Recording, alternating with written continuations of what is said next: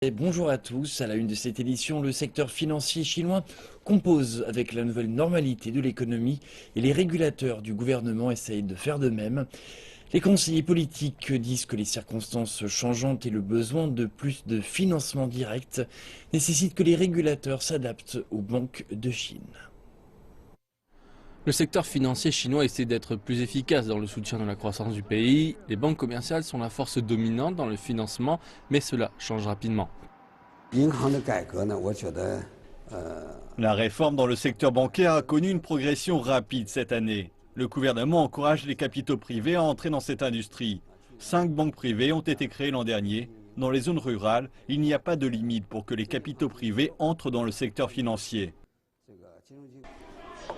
Ma Weihua dit que les banques essaient aussi de diversifier leurs opérations.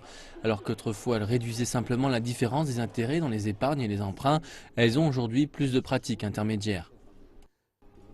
Les revenus nets hors intérêt, la gestion de l'argent, la banque d'investissement, etc.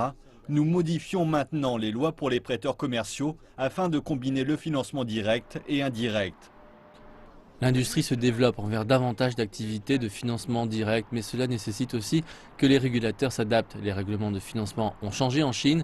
Le pays avait l'habitude d'avoir un modèle de supervision unifié, mais cela a changé et l'on est sur un modèle séparé en raison de la croissance de l'industrie et cela s'améliore encore.